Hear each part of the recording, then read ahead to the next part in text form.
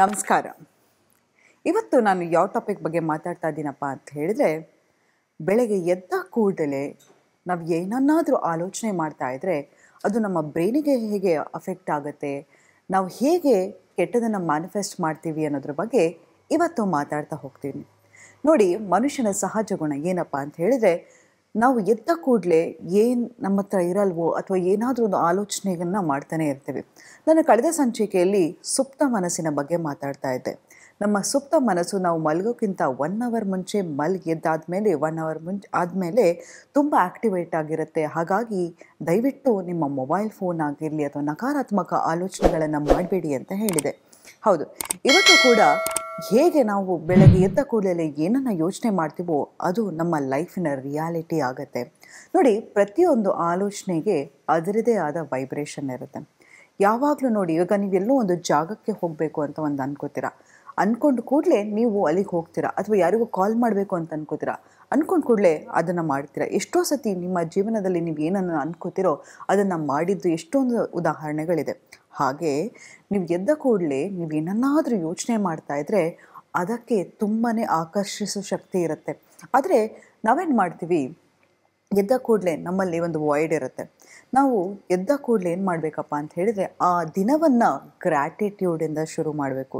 ನೋಡಿ, ಎಷ್ಟು ನಾವು ಅಂದ್ಕೋತೀವಿ, ಅಬ್ಬಾ ನನ್ನ ಟೈಮ್ ಸರಿಗಿಲ್ಲ, ನನಗೆ ಬರಬೇಕಾ ಈ ಕಷ್ಟ, ಅಲ್ಲ ನನಗೆ ಬರೋ ಕಷ್ಟ ನನ್ನ ಶತ್ರುಗೂ ಬೇಡಪ್ಪ ಅಂತೆಲ್ಲ ನಾವು ಮಾತಾಡ್ತಾ ಇರ್ತೀವಿ. ಆದರೆ ಗೊತ್ತಾ, ಒಂದು ಸತಿ ಯಾವುದಾದ್ರೂ ಒಂದು ಹಾಸ್ಪಿಟಲಿಗೆ ಹೋಗಿ ನೋಡಿ, ಯಾರೋ ಪಾಪ ಸುಮ್ಮನೆ ನಿಂತಿರ್ತಾರೆ, ಇದ್ದಕ್ಕಿದ್ದಂಗೆ ಯಾವುದೋ ಲಾರಿ ಬಂದು ಗುದ್ದುಬಿಟ್ಟಿರುತ್ತೆ, ಅಥವಾ ಆಕ್ಸಿಡೆಂಟ್ ಆಗಿರುತ್ತೆ, ಅಥವಾ ಸಣ್ಣ ಮಕ್ಕಳಿಗೆ ಕ್ಯಾನ್ಸರ್ ಆಗಿರುತ್ತೆ. ಅಂಥವರ ಪರಿಸ್ಥಿತಿ ಸರಿಗಿರಲ್ಲ. ಆದರೆ ನಾವೇನು ಮಾಡ್ತೀವಿ, ಏನೋ ಒಂದು ಇಲ್ಲದನ್ನ ಬಗ್ಗೆ ಯೋಚನೆ ಮಾಡ್ತಾ ನಮ್ಮ ನೆಮ್ಮದಿಯನ್ನು ಹಾಳು ಮಾಡ್ತಾ, ನಮ್ಮ ಮನೆಯವರು, ನಮ್ಮ ಫ್ರೆಂಡ್ಸು ಎಲ್ಲರ ನೆಮ್ಮದಿಯನ್ನು ಹಾಳು ಮಾಡ್ತಾ ಇರ್ತೀವಿ.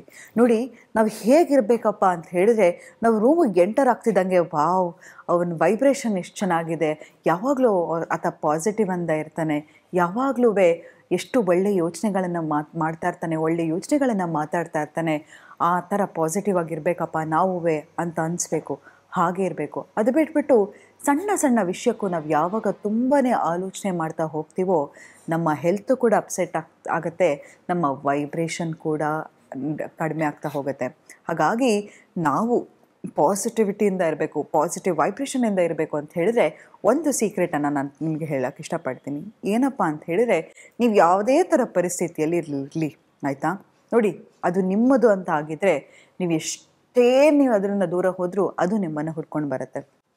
ಮತ್ತು ಯಾವುದೇ ಥರದ ಪರಿಸ್ಥಿತಿ ಪರ್ಮನೆಂಟ್ ಅಲ್ಲ. ನೋಡಿ, ಇಂಟೆನ್ಸಿಟಿ ಆಫ್ ಕಷ್ಟ ಯಾವಾಗಲೂ ಆಗಿದ್ರೆ, ನಿಮಗೆ ತುಂಬ ಕಷ್ಟ ಅನಿಸ್ತಾ ಇದೆ ಅಂತ ಹೇಳಿದರೆ ನಮಗೇನು ಅನಿಸುತ್ತೆ, ಅಬ್ಬಾ ನನಗೆ ಬದುಕೋದೇ ಬೇಡ ಅಂತ ಅನಿಸುತ್ತೆ.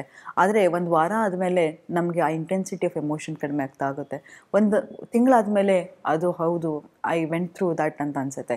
ಒಂದು ವರ್ಷ ಆದಮೇಲೆ ಅಯ್ಯೋ ಇಷ್ಟೊಂದು ಮೂರ್ಖತನದಲ್ಲಿ ಇದ್ನಪ್ಪ ನಾನು ಅಂತ ಸಣ್ಣ ವಿಷಯಕ್ಕೆಲ್ಲ ನಾನು ತಲೆ ಕೆಡಿಸ್ಕೋತಾ ಇದ್ನಾ ಅಂತ ಹೇಳಿ ನಿಮಗೆ ನಗು ಬರುತ್ತೆ. ಹಾಗಾಗಿ ನೋಡಿ, ಯಾವಾಗಲೂ ಅಷ್ಟೇ, ಸೀಸನಲ್ಲೂ ಅಷ್ಟೇ ಅಲ್ವಾ, ಒಂದು ಸೀಸನಲ್ಲಿ ಮರ ತುಂಬ ಎಲೆಗಳಿರುತ್ತೆ, ಮತ್ತೊಮ್ಮೆ ಅದೇ ಮರದಲ್ಲಿ ಒಣ ಎಲೆಗಳಿರುತ್ತೆ ಅಲ್ವಾ. ಹಾಗೆ ಮನುಷ್ಯನ ಜೀವನ ಕೂಡ ಅಷ್ಟೇ. ಕಷ್ಟ ಸುಖ ಅನ್ನೋದಿದ್ರೇ, ನಮಗೆ ಚಾಲೆಂಜಸ್ ಅನ್ನೋದಿದ್ರೇ ನಮ್ಮ ಲೈಫಲ್ಲಿ ಒಂದು ಥ್ರಿಲ್ ಇರುತ್ತೆ. ನೋಡಿ, ನೀವು ಯಾವುದೇ ಒಂದು ಸಿಚುಯೇಷನಲ್ಲಿ ನೀವಿದ್ರೂ ಕೂಡ ಅದು ನಿಮ್ಮನ್ನು ಚಾಲೆಂಜ್ ಮಾಡ್ತಾ ಇದೆ, ಗೊತ್ತಾಯ್ತಾ? ಭಗವಂತ ನಿಮ್ಮನ್ನು ಪರೀಕ್ಷೆ ಮಾಡ್ತಾ ಇದ್ದಾನೆ, ಏನನ್ನೂ ದೊಡ್ಡದನ್ನು ಕೊಡಲಿಕ್ಕೆ. ಹಾಗಾಗಿ ಕಂಗೆಡಬೇಡಿ. ಯಾವತ್ತೂ ಅಷ್ಟೇ ನಿಮ್ಮ ಬಗ್ಗೆ ನೀವು ನೆಗೆಟಿವ್ ಸೆಲ್ಫ್ ಟಾಕ್ ಮಾಡ್ಕೊಳ್ಳೋದಾಗಿರ್ಬೋದು, ಕನ್ನಡಿ ಮುಂದೆ ಹೋದಾಗ ಅಬ್ಬಾ ನಾನು ಹಿಂಗಿದ್ದೀನಿ ಅಂತ ಮಾತಾಡ್ಕೊಳ್ಳೋದಾಗಿರ್ಬೋದು, ಅಥವಾ ನನ್ನ ಪರಿಸ್ಥಿತಿ ಸರಿಗಿಲ್ಲ, ಏನು ಮಾಡೋದು ಅಂತ ಆಲೋಚನೆ ಮಾಡೋ ಬದಲು ನೋಡಿ, ಬೆಸ್ಟ್ ಸೊಲ್ಯೂಷನ್ ಹೇಳ, ನಿಮ್ಮ ಪ್ರಾಬ್ಲಮ್ಗೆ ನಿಮಗಿಂತ ಒಳ್ಳೆ ಸೊಲ್ಯೂಷನ್ ಕೊಡೋರು ಯಾರೂ ಇಲ್ಲ. ನಿಮ್ಗೆ ಹಾಗೂ ಏನು ಮಾಡಬೇಕು, ನನ್ನ ಮುಂದೆ ದಾರಿ ಏನಪ್ಪ ತೋಚ್ತಾ ಇಲ್ಲ ಅನ್ನೋ ಪರಿಸ್ಥಿತಿಯಲ್ಲಿದ್ದರೆ ಏನು ಮಾಡಿ ಅಂತ ಹೇಳಿದರೆ, ನಿಮ್ಮ ಕಷ್ಟಗಳನ್ನೆಲ್ಲ ಬರಿತಾ ಹೋಗಿ. ಬರೆದು ಹೋದಾಗ ಅದರಲ್ಲಿ ಸೆನ್ಸಿಬಲ್ ಯಾವುದು ಮೋಸ್ಟ್ ಇಂಪಾರ್ಟೆಂಟ್ ಥಿಂಗ್ ನಾನು ಯೋಚನೆ ಮಾಡಬೇಕು ಅನ್ನೋದು ಅನ್ಸುತ್ತೋ ಅದನ್ನು ಕುರಿತು ಯೋಚನೆ ಮಾಡಿ.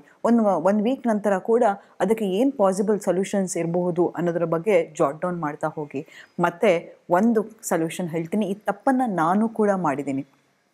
ನಾವೇನು ಮಾಡ್ತೀವಿ, ನಮಗೆ ಪ್ರಾಬ್ಲಮ್ ಬಂದ ಕೂಡಲೇ ಏನು ಮಾಡ್ತೀವಿ, ಮನೆಯವ್ರ ಹತ್ರ ಡಿಸ್ಕಸ್ ಮಾಡೋದು, ಫ್ರೆಂಡ್ಸ್ ಹತ್ರ ಡಿಸ್ಕಸ್ ಮಾಡೋದು, ಹಲವಾರು ಒಪಿನಿಯನ್ಗಳನ್ನು ತೊಗೊಳ್ಳೋದು.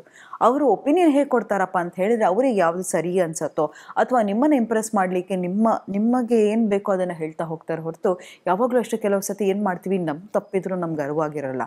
ಹಾಗಾಗಿ ನಿಮ್ಮ ಪ್ರಾಬ್ಲಮ್ ಮತ್ತು ಇನ್ನೊಂದು ಹೇಳ, ಅದರಿಂದ ಏನಾಗುತ್ತೆ ಅಂತ ಹೇಳಿದ್ರೆ, ಅಯ್ಯೋ ಪಾಪ ಅವ್ನಿಗೆ ಹಂಗಾಗ್ಬಿಡ್ತು, ಅಯ್ಯೋ ಪಾಪ ಅವ್ನಿಗೆ ಹಂಗಾಗ್ಬಿಡ್ತು ಅಂತ ಅಂದಾಗ ಏನಾಗುತ್ತೆ ಅಂತ ಹೇಳಿದ್ರೆ, ಎಲ್ಲರೂ ನಿಮಗೆ ನೆಗೆಟಿವ್ ವೈಬ್ರೇಷನ್ನೇ ಕಳಿಸ್ತಾ ಇದ್ದಾರೆ, ಇನ್ನೂ ಪ್ರಾಬ್ಲಮನ್ನು ಮಲ್ಟಿಪ್ಲೈ ಮಾಡ್ತಾ ಇದ್ದೀರಾ.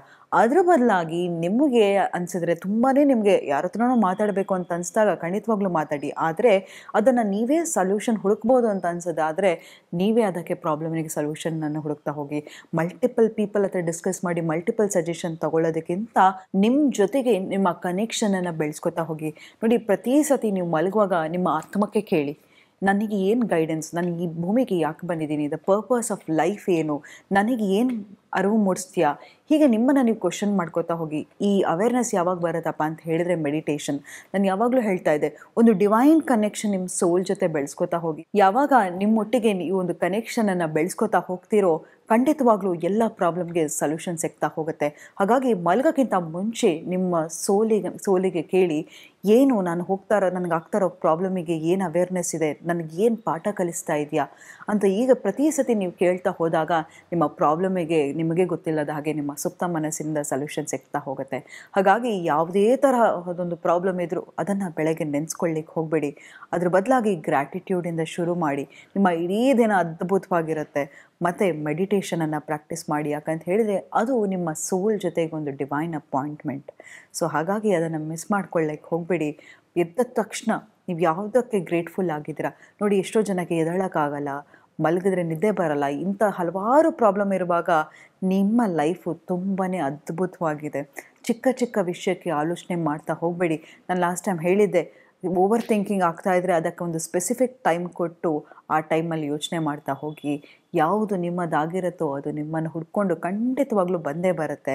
ಅದಕ್ಕೋಸ್ಕರ ಯೋಚನೆ ಮಾಡ್ತಾ ಅದ್ರ ಬಗ್ಗೆ ಇದೊಂದು ಪರ್ಮನೆಂಟ್ ಫೇಸ್ ಅಂತ ಅಂದ್ಕೋಬೇಡಿ. ಒಂದು ಮಾತ್ರ ನಿಜ ನೋಡಿ, ನೀವು ಯಾವಾಗಾದರೂ ಏನಾದರೂ ಕಳ್ಕೊಂಡಿದ್ರೆ ಅದಕ್ಕಿಂತ ಅದ್ಭುತವಾಗಿರೋದನ್ನೇ ಗಳಿಸಿರ್ತೀರ. ಹಾಗಾಗಿ ಈ ಎಲ್ಲ ಥರದ ಪ್ರಾಬ್ಲಮ್, ಕಷ್ಟ ಎಲ್ಲವೂ ಟೆಂಪ್ರರಿ ಅಂತ ಹೇಳ್ತಾ ಇವತ್ತಿನ ಸಂಚಿಕೆಯನ್ನು ನಾನು ಮುಕ್ತಾಯಗೊಳಿಸ್ತಿದ್ದೀನಿ. ಧನ್ಯವಾದಗಳು.